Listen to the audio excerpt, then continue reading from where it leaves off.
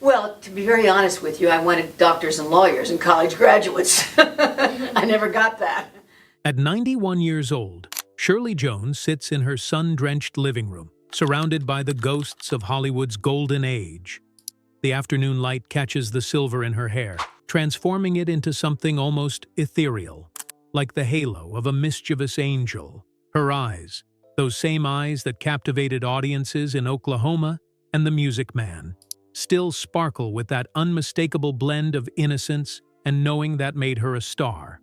She's wearing a simple cream cardigan, but the way she carries herself, the elegant tilt of her head, the graceful gesture of her hands as she speaks, all betray the truth.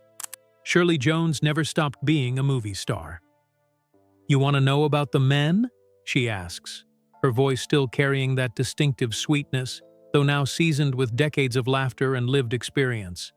There's a playful glint in her expression, the look of someone about to share secrets that have been carefully guarded for years. "Oh, darling, where do I even begin?" She settles deeper into her chair, a conspiratorial smile playing at the corners of her mouth. This isn't confession, it's celebration. A tribute to an era when Hollywood was filled with men who knew how to make a woman feel like the only person in the room, when charm wasn't a lost art, but a fundamental requirement of stardom. "There were 7, she says, holding up her fingers, as if counting precious jewels. 7 men who made my heart skip a beat, who made me forget my lines, who made me grateful I chose this crazy business." She pauses, savoring the anticipation. "And I'm going to tell you about every single one of them." To understand Shirley Jones's Hollywood is to understand a world that no longer exists, a place where movie stars were gods and goddesses, where the studio system manufactured dreams with the precision of a Swiss watchmaker, and where the distance between audience and actor created a mystique that modern celebrity can never quite recapture. This was Hollywood before social media, before tabloids ruled the narrative, before every stumble and scandal was captured in high definition and broadcast to millions. Shirley came of age in an industry where actors were taught how to walk, how to speak, how to hold a cigarette with elegance. They took dance lessons, voice lessons, etiquette lessons. The men she worked with weren't just handsome. They were cultivated, polished, trained in the art of being irresistible. They knew how to wear a tuxedo, how to light a woman's cigarette, how to make an entrance that would stop conversation across an entire restaurant. "The men of my era," Shirley reflects, her voice taking on a dreamy quality, "they had something you just don't see anymore." It wasn't just about looks, though Lord knows they were gorgeous. It was about presence, about the way they moved through a room like they owned it but never needed to prove it. They had confidence without arrogance, strength without brutality, charm without calculation. In Shirley's Hollywood, romance was an art form. There were no dating apps, no text messages, no casual swipes left or right. If a man was interested, he called. He sent flowers. He showed up at your door in a pressed suit with plans for the evening already made. The courtship rituals were elaborate, almost choreographed, but they created a sense of occasion, of significance, that made every interaction feel like it mattered. "We talked," Shirley emphasizes, leaning forward. "Really talked. For hours. About everything and nothing. About our dreams, our fears, about the roles we wanted to play and the lives we wanted to live. There was an intimacy to it that had nothing to do with physical intimacy. These men knew how to woo a woman, how to make her feel cherished and desired and understood all at once." The actors she worked with were her peers, her colleagues, but they were also something more. They were fellow travelers in a journey through an extraordinary time. Together they created magic on screen, and sometimes that magic spilled over into real life in ways both thrilling and complicated. Gordon MacRae was Shirley's first leading man, and like all firsts, he left an indelible mark. When she was cast opposite him in Oklahoma, in 1955, Shirley was still relatively new to Hollywood, a fresh-faced ingenue from Pennsylvania with a voice like honey and the kind of wholesome beauty that made audiences fall instantly in love.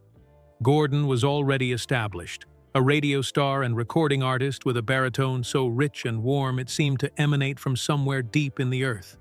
I was terrified, Shirley admits, laughing at the memory. Here I was, this girl from Smithton, Pennsylvania, and I was supposed to play Laurie opposite this man with the most magnificent voice I'd ever heard. I remember the first time we rehearsed together. He sang, "Oh, what a beautiful mornin'," and I actually forgot to breathe. I just stood there with my mouth open like an idiot. But Gordon had a gift beyond his vocal prowess. He had kindness. Real, genuine, unaffected kindness that made everyone around him feel at ease. He never made Shirley feel like the inexperienced newcomer she was. Instead, he treated her like a partner, an equal, someone whose talent he respected and whose presence he enjoyed. Gordon was the kind of man who made you feel safe, Shirley says, her voice softening. Not in a boring way. There was nothing boring about Gordon, but safe to take risks, safe to be vulnerable, safe to really commit to the performance without fear of judgment. When we sang together, it felt like the most natural thing in the world, like we'd been singing together for years. Their chemistry was palpable on screen. The way they looked at each other, moved around each other, existed in each other's space. It wasn't manufactured for the cameras. It was real connection, genuine affection that translated into something magical when the director called action. He would sneak me little notes between takes, Shirley remembers, a smile dancing across her face. Nothing scandalous, just funny observations about the crew, or lines of poetry, or sometimes just, "You're doing beautifully." He had this way of making you feel seen, really seen, not just as an actress, but as a person. Gordon MacRae taught Shirley what it meant to work with a true professional, someone who brought his whole self to the role without ego, without pretense. He showed her that you could be a star and still be humble, that talent and kindness weren't mutually exclusive. And yes, he made her heart race, with his voice, with his warm brown eyes, with the gentle strength he brought to everything he did. Gordon will always be special, Shirley says quietly. He was my first leading man, and he set the standard for everyone who came after. He showed me what this business could be at its best, collaborative, joyful, filled with people who genuinely cared about creating something beautiful together. Frank Sinatra was lightning in a bottle, impossible to predict, impossible to control, impossible to forget. When Shirley worked with Frank, she entered a world of contradictions. A man who could be the most charming person you'd ever met, and the most difficult, sometimes within the span of a single conversation.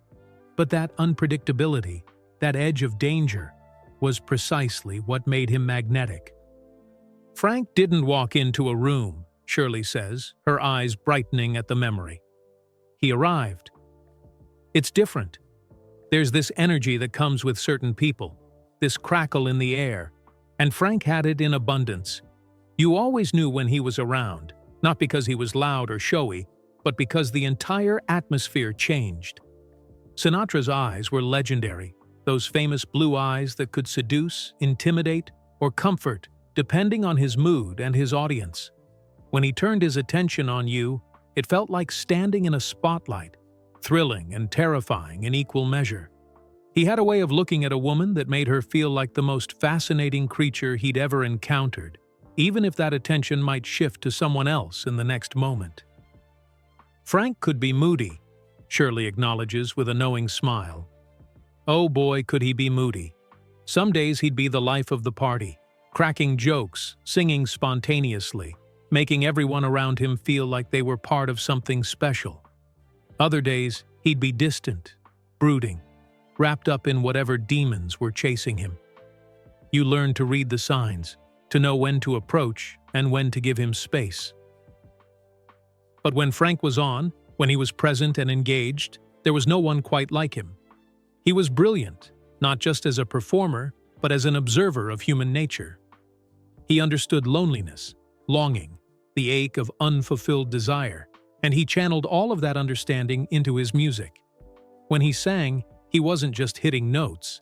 He was telling stories, sharing secrets, breaking hearts, and mending them all at once.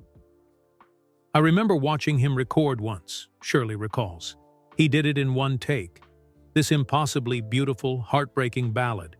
When he finished, there wasn't a dry eye in the studio. And Frank, he just lit a cigarette, gave this little shrug like it was nothing, and said, "That'll do." But you could see it in his eyes. He knew exactly what he'd done, the magic he'd created. Sinatra had that old-world charm, the kind that came from growing up in Hoboken, from knowing what it meant to fight for everything you got. He could be generous to a fault, buying gifts, picking up checks, supporting friends and strangers alike when they needed help. But he could also be demanding, expecting the same level of excellence from everyone around him that he demanded from himself. Frank made you want to be better, Shirley says, not because he told you to, but because you didn't want to disappoint him. When you had his respect, his attention, his affection, however briefly, it felt like winning the lottery.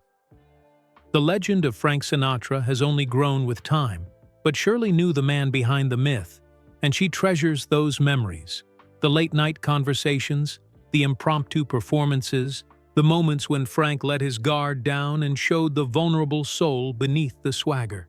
If Frank Sinatra was lightning, James Garner was sunshine. Warm, steady, reliable, with a light that never dimmed. Jim, as everyone called him, represented everything good about Hollywood, everything genuine and kind and real in an industry often characterized by artifice and ego. Jim Garner was my favorite kind of man, Shirley says without hesitation. The kind who never took himself too seriously, who could laugh at himself before anyone else got the chance, who treated the grip and the studio head with exactly the same respect and warmth. James had a natural quality that couldn't be taught or manufactured. He moved through life with an easy grace, as comfortable in his own skin as anyone Shirley had ever met. There was no pretense with Jim, no persona he put on for public consumption. What you saw was what you got. A funny, smart, decent man who happened to be devastatingly handsome. The thing about Jim, Shirley explains, was that he made you feel normal. In Hollywood, where everyone is constantly performing, constantly trying to impress or intimidate or seduce, Jim was just himself. He'd crack a joke about the terrible craft services coffee, or tease the director about his vision, or help someone run lines without making it feel like he was doing them a favor. His sense of humor was legendary on every set he worked on. Not the cruel, cutting humor that some actors wielded like weapons, but warm, inclusive humor that brought people together. Jim could find the funny in any situation, could lighten the mood with a perfectly timed quip, or that trademark crooked smile that made women worldwide swoon. We'd be in the middle of some dramatic scene, Shirley remembers laughing, and Jim would do something, make a face, add a little ad-lib, something subtle that the camera might not even catch, and I'd have to fight not to laugh. He had this gift for reminding you that we were making movies, that it was supposed to be fun, that taking yourself too seriously was the fastest way to lose perspective. But beneath the humor and the easygoing charm was a man of substance. Jim was smart, whip-smart, and politically aware in ways that many of his peers weren't. He cared about fairness, about justice, about using whatever platform he had to speak up for what was right. He fought the studios when they tried to take advantage of actors, stood up for better working conditions, and never forgot where he came from. Jim never forgot that he was from Oklahoma, Shirley notes, that he'd worked on his father's carpet-laying business, that success could have just as easily gone to someone else. He appreciated what he had, and he never let fame turn him into someone he wasn't. What made James Garner irresistible wasn't just his looks, though those dark eyes and that masculine square-jawed face certainly didn't hurt. It was the whole package, the humor, the humility, the fundamental decency that informed everything he did. When you were with Jim, you felt valued, heard, appreciated for exactly who you were. He made you feel like you were in on the joke, Shirley says warmly. Like the two of you shared some secret understanding about how ridiculous and wonderful this whole Hollywood thing was. That kind of connection, that sense of genuine friendship, it's rarer than you'd think in this business, and more precious than gold. Paul Newman was the total package, devastatingly handsome, impossibly talented, and unexpectedly kind. Those eyes, those legendary blue eyes, were even more striking in person than they were on screen.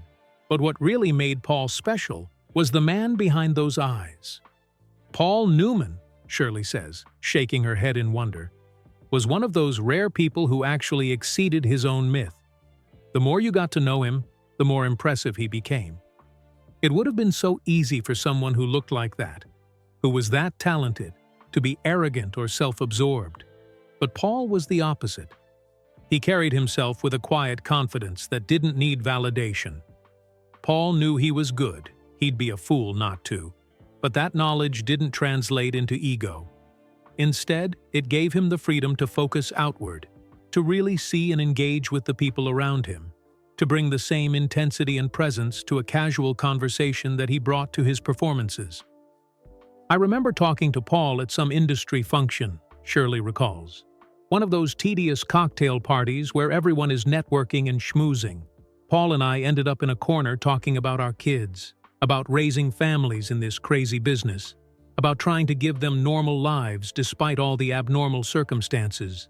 He was so present, so genuinely interested.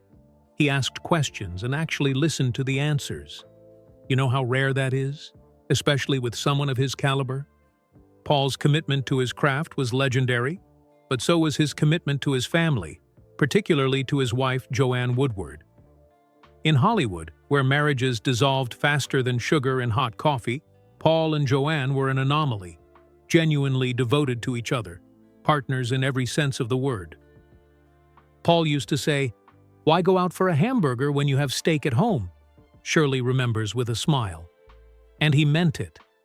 You could see it in the way he talked about Joanne, the way his whole face lit up when she entered a room. That kind of devotion, that fidelity, it was sexy in its own way.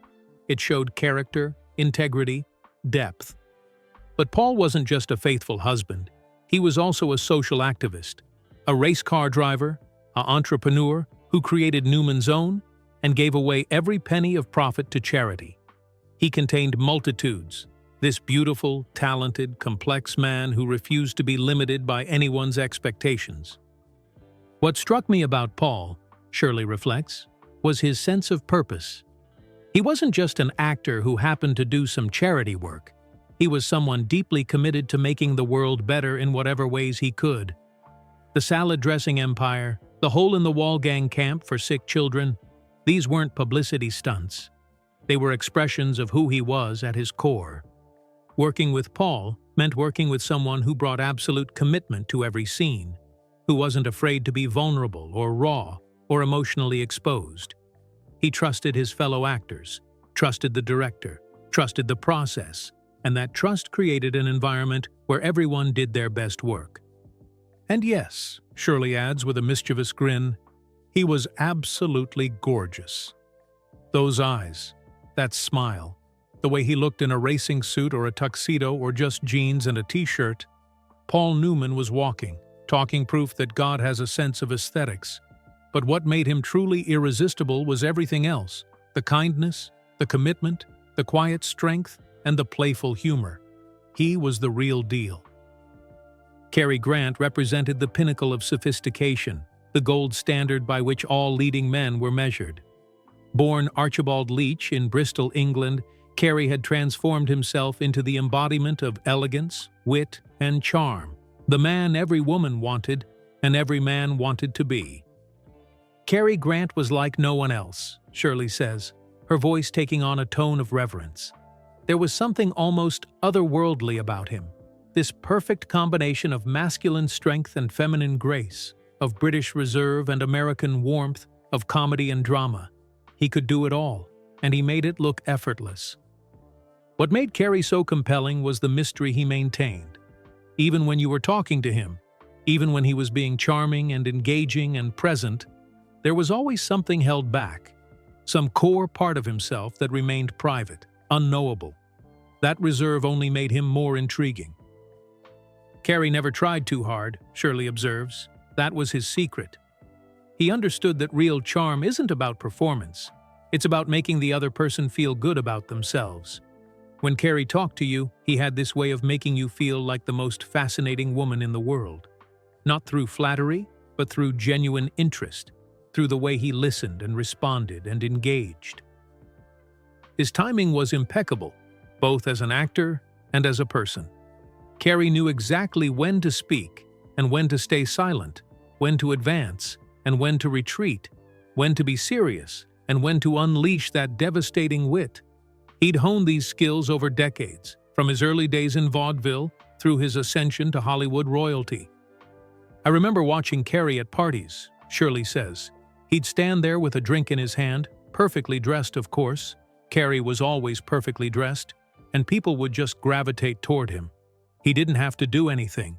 His presence alone was magnetic, and when he chose to engage, to turn on that famous charm, it was like watching a master craftsman at work.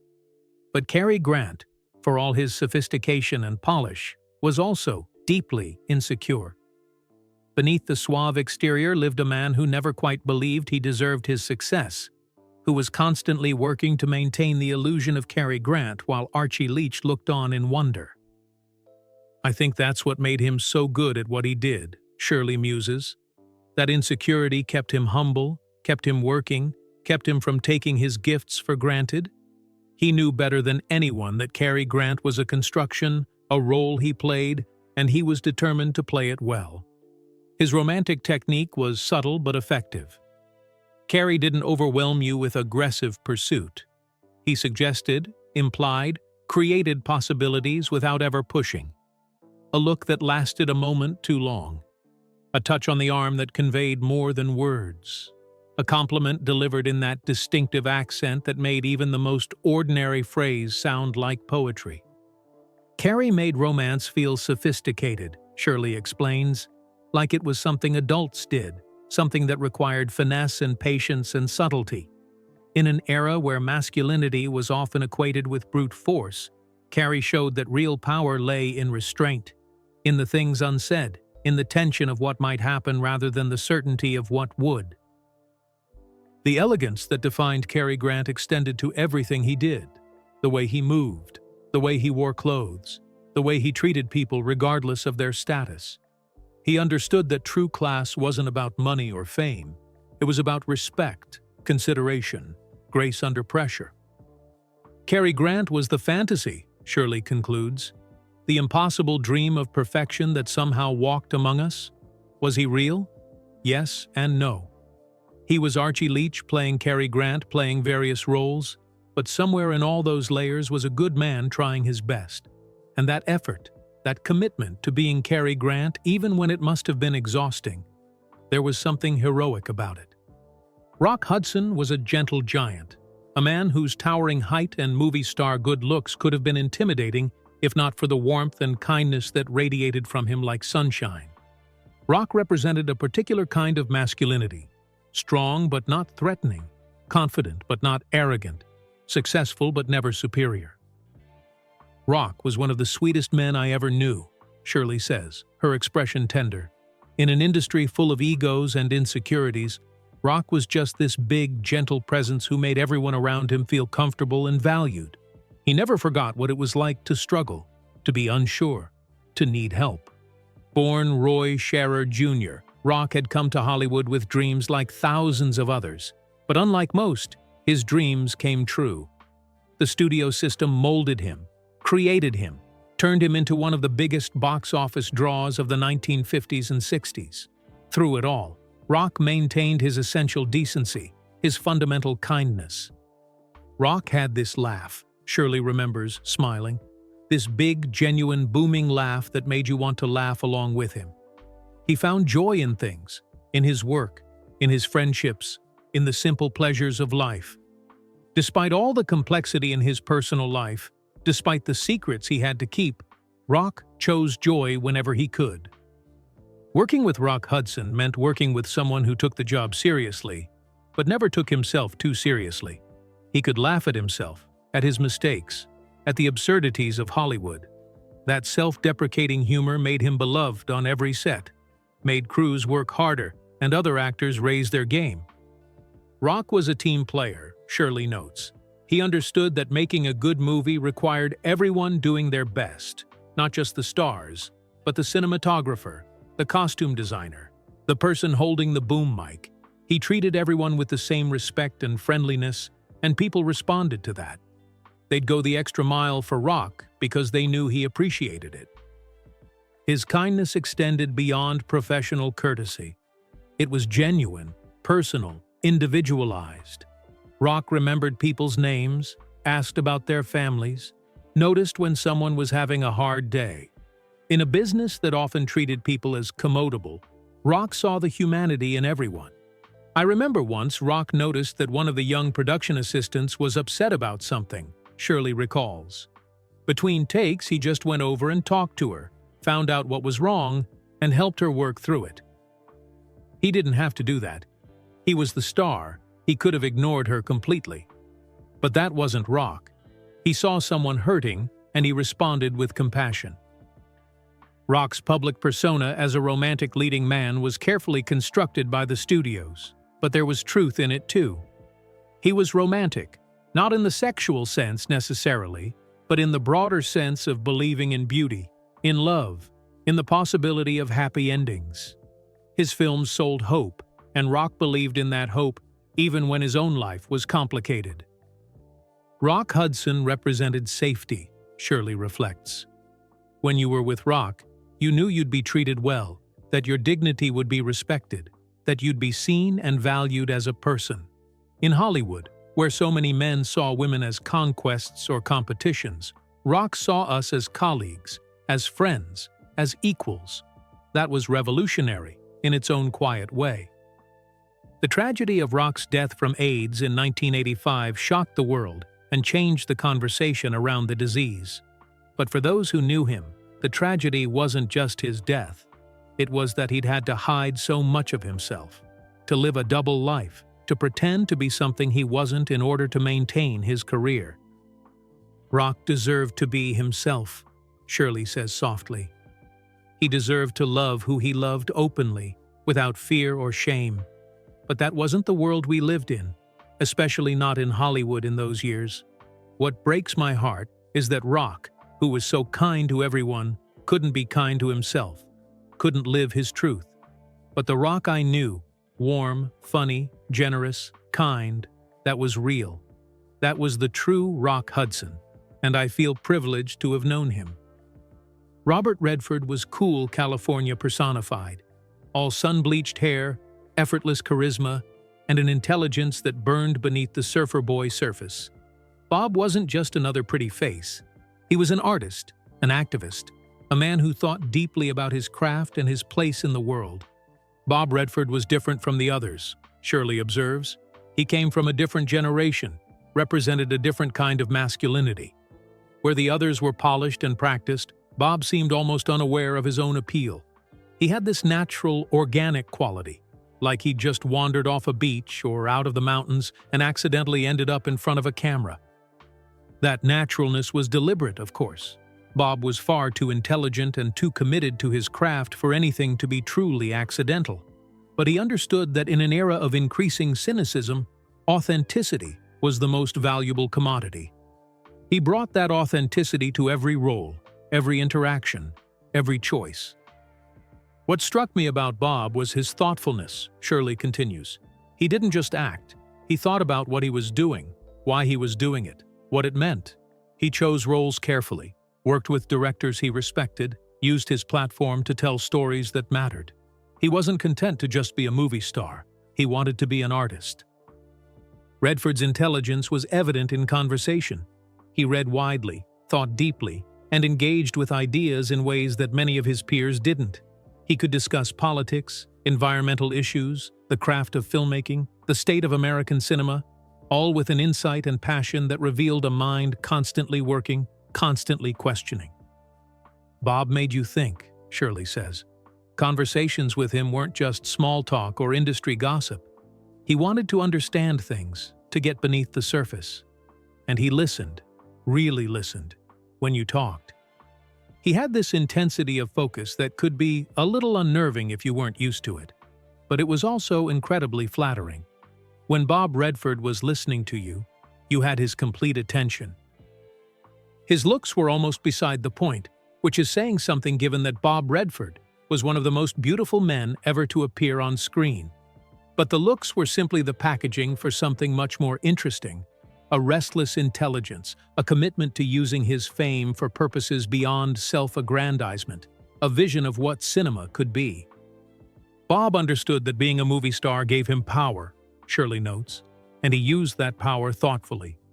The Sundance Institute, his commitment to independent filmmaking, his environmental activism, these weren't hobbies or publicity stunts. They were expressions of deeply held beliefs, attempts to make the world better in concrete ways. In a room full of actors, Bob Redford stood out, not because he tried to, but because he didn't have to. His presence was magnetic in a subtle way, drawing people in without apparent effort. He moved through space with an athletic grace, comfortable in his body in ways that spoke of mountains climbed and rivers rafted, of a life lived beyond the boundaries of sound stages and studio lots. There was something untamed about Bob, Shirley reflects, like he'd agreed to be a movie star but on his own terms, and those terms included maintaining his essential self. He never let Hollywood completely claim him. He always had Sundance, had the mountains, had that part of himself he kept separate and whole. The cool detachment that characterized many of Bob's screen performances was, in person, more like a protective reserve. He was friendly, warm even, but always with a part of himself held back, observing, processing, maintaining that essential privacy that allowed him to remain himself in an industry devoted to consuming identity. Bob Redford represented possibility, Shirley concludes. The possibility of being both a star and an artist, both commercially successful and artistically serious, both famous and fundamentally private. He showed that you could play the Hollywood game without losing yourself to it. That balance, that's what made him remarkable. Shirley Jones sits back in her chair, the afternoon light painting her in shades of gold and amber. She's traveled through decades of memory, conjured the ghosts of Hollywood's greatest leading men, and in doing so, has painted a portrait of an era that seems impossibly distant from our current moment. 7 men, she says, counting on her fingers again. Gordon, Frank, Jim, Paul, Carrie, Rock, Bob. 7 different kinds of charm, 7 different ways of being a man. But you know what they all had in common? She pauses, making sure she has your full attention. They understood that attraction wasn't just about looks or status or power. It was about connection, real human connection. They made you feel seen, valued, special. They brought their whole selves to every interaction, every relationship, every role. These weren't perfect men. Shirley knows that better than anyone. They had their flaws, their demons, their failures and regrets. Frank could be impossible. Carrie was deeply insecure. Rock had to hide his true self. But what united them was a commitment to excellence, to craft, to treating their work and the people around them with respect and care. People ask me if I miss those days, Shirley muses. And yes, of course I do. I miss the glamour, the romance, the sense that we were making something magical, something that would last. But more than that, I miss the men. Not romantically, not in that way, but as colleagues, as friends, as fellow travelers through that extraordinary time. She leans forward, her eyes twinkling with that ageless mischief. The thing is, I got to work with legends. I got to know them as people, not just as images on a screen, and they were worth knowing. Complicated, talented, kind, funny, frustrating, brilliant men who made my life richer for having been in it. The sun is starting to set now, casting long shadows across Shirley's living room. The ghosts of Hollywood's golden age seem to gather in those shadows. Gordon with his gentle strength, Frank with his dangerous charisma, Jim with his easy laugh, Paul with his impossible beauty and deeper kindness, Carrie with his elegant mystery, Rock with his gentle warmth, Bob with his cool intelligence. So there you have it. Shirley says with a satisfied smile. The 7 men who made my heart race. I've had a good life, a great life actually, and these men were part of what made it great. Not because I was in love with all of them, but because they represented something. Excellence, charm, that old Hollywood magic that seems to have faded away. She stands, moving toward the window, silhouetted against the dying light. But maybe it hasn't completely faded. Maybe somewhere out there, there are men who still understand that real charm isn't about performance. It's about presence. Who know that attraction isn't just physical. It's intellectual, emotional, spiritual. Who treat people with respect and kindness, not because it benefits them, but because it's the right thing to do.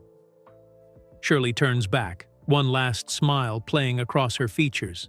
And if you're one of those men, or if you're trying to be good, the world needs more Gordon MacRae's, more James Garners, more Paul Newmans. We need men who understand that being masculine doesn't mean being tough or distant or untouchable. It means being strong enough to be vulnerable, confident enough to be kind, secure enough to let others shine. She raises an imaginary glass in a final toast. To the 7 men who made my heart race. Thank you for the memories, for the magic, for showing me what Hollywood at its best could be. And to everyone else, may you find your own magnificent 7, whoever and wherever they may be.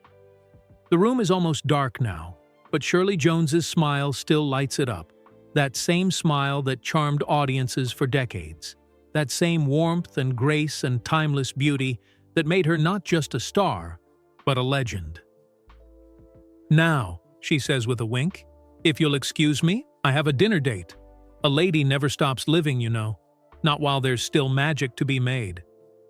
And with that, Shirley Jones, Oscar winner, Broadway star, icon of Hollywood's golden age, glides out of the room, leaving behind the ghosts of 7 magnificent men and the echo of an era when charm was king and stars were truly larger than life.